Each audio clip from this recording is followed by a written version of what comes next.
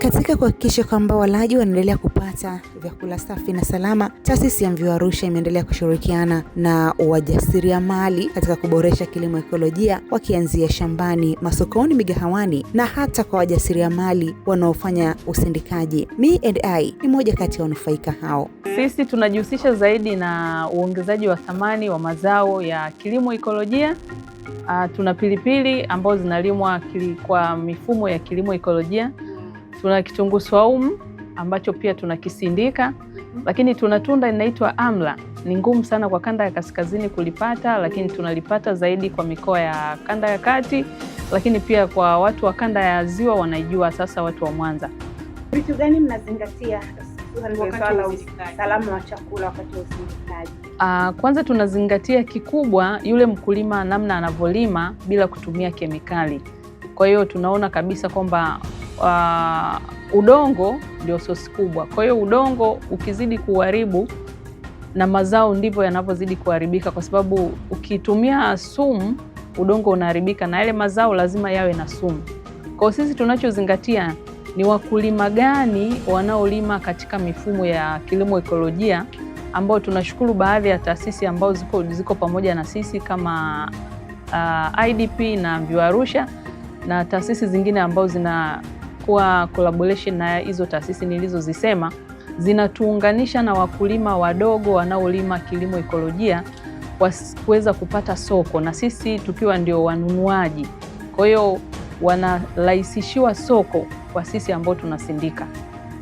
Ndio, kwa hiyo tunazingatia kuanzia shambani kwamba huyu mkulima analimaje, analima kwa mifumo ipi, haweki dawa, anatumia mbolea zipi na anavuna kwa mifumo ipi, na sisi ndo tunaweza tukaunganishwa na wale watu na tukanunua bidhaa zao na tukaweza kuzisindika. Baada ya shambani sasa hivi kwa katika wakati wenu nini, labda kwenye kukausha, kwenye kusaga, vitu gani ambavyo mnazingatia ili kuhakikisha kwamba vitu vinafika sokoni vikiwa salama, vinafika mlaji vikiwa salama? Kitu ambacho tunazingatia ni namna ambayo package tutazichukua kutoka shambani, zinapofika nyumbani lazima tufanye sorting au tuwaze kuchambua zile ambazo zitakuwa mbovu, zile ambazo zitakuwa zimeoza na kuweza kuziosha vizuri, kuweza kupima, kuweza kuzipika kama tunavyopika, kuweza kuweka kwenye package kama unavyoona, na kuweza kuzingatia lebo tumeweka vizuri, tumefunika vizuri na kuweza kupeleka sokoni. Mara nyingi bidhaa nyingi zinapotezaga thamani wakati wa ukaushaji. Tunaona kuna bidhaa tunazokausha hapa. Ni kwa namna gani mnatunza uthamani wake wakati wa ukaushaji? Kitu ambacho mimi ninachotumia ninakaushia ndani, sikaushii nje, kwa sababu ukikaushia kwa jua linapoteza virutubisho ambavyo viko kwenye hayo matunda au viko kwenye kile ambacho unakikausha kwa ajili ya matumizi ya binadamu. Changamoto gani unakutana nayo kwenye kazi ambayo unafanya sasa kwenye kuhakikisha kwamba unalinda usalama wa walaji wako? Changamoto ninayopata ni uhaba wa mazao, ama unakuta mwingine sasa changamoto ninayoipata anaweza akakwambia kitu unachokitengeneza yeye hakitaki, anataka kitu ambacho au hicho unachokitengeneza anataka uongeze na kitu kingine ndani yake. Masoko yakoje? Kwa upande wangu mimi masoko yangu mengi ninaona, kwa sababu ninauza kwenye supermarket na watu wa moja hivi ndo ninaona wateja wangu wakubwa. Kwa hiyo supermarket ndo ninaona wateja wangu wengi wakubwa, sababu bidhaa ninaona zinatoka na zinatembea na naweza nikapeleka oda mara kadhaa. Una wito wowote kwa ongeza thamani wa mazao kuhusiana na kuthamini walaji katika wakati wa kusindika na kutengeneza? Wito wangu kwao ni kwamba wazingatie ni namna gani wanavyoweza kusindika, ni namna gani wanavyoweza kupaki. Wasifanye kama tu biashara kwamba wanakiwa kupata pesa pasipo kujali umuhimu wa mlaji. Kwa hiyo nimesha kuona kwamba unakuta mtu anapaki kitu kweli ni kizuri kabisa, lakini package yake inaweza ikapunguza thamani. Anaweza kujikuta ameweka kwenye hizi vikaratasi vinaitwa fridge hivi, nafikiri mtakuwa aidha mmeona.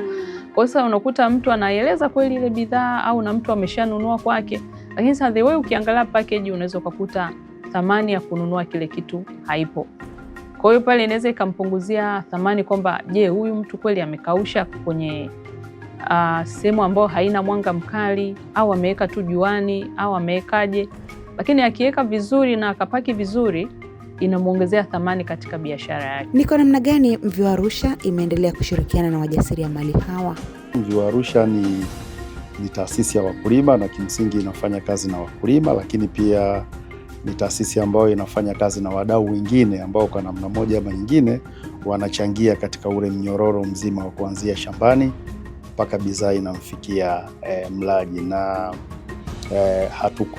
hatukuamua kujifungia kwenye boksi kwa maana ya kufanya shughuli zetu na wakulima wadogo tu peke yake, kwa sababu tunafahamu kuna wadau wengine ambao kwa namna moja ama nyingine wanamshika mkono mkulima, na sisi tumewaona wajasiriamali wadogo na wakati ni sehemu kati ya wadau muhimu sana ambao wanamshika mkono mkulima.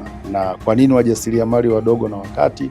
Hawa tunafahamu kabisa majukumu yao wanaoyafanya ni pamoja na kuongeza thamani haya mazao ambayo yanazalishwa na wakulima wadogo, lakini wajasiriamali wadogo na wakati pia wanasimama kama soko kwa mkulima mdogo, lakini kwa upande wa pili wanasimama kama mtoa huduma kwa wale walaji wa mwisho. Kwa hiyo sasa huo muunganiko unatufanya sisi kama Mvi wa Arusha tuendelee kufanya nao kazi kwa karibu na kuwasapoti kuhakikisha kwamba yule mlaji wa mwisho anapata bidhaa ambazo ni safi na salama zilizotokana na kilimo ekolojia. Kwa mkoa wa Arusha pamoja na mkoa wa Kilimanjaro, na nikisema mkoa wa Arusha najumuisha na wilaya za Karatu, tunafanya kazi na wajasiriamali wadogo na wakati zaidi ya 50 ambao kimsingi tunawawezesha kuwapatia mafunzo ya masuala ya kilimo ekolojia, lakini pia mafunzo ya uongezaji wa thamani bidhaa za kilimo ekolojia. Lakini kiachana na masuala ya mafunzo, pia tunawawezesha wachache kati yao, tunawawezesha vitendea kazi kwa ajili ya kurahisisha uzalishaji au kwa ajili ya kurahisisha shughuli zao za usindikaji, kwa sababu tunafahamu mafunzo pekee hayatoshi. Bila kuwa na vitendea kazi vya kisasa pia unakuwa hujawasaidia.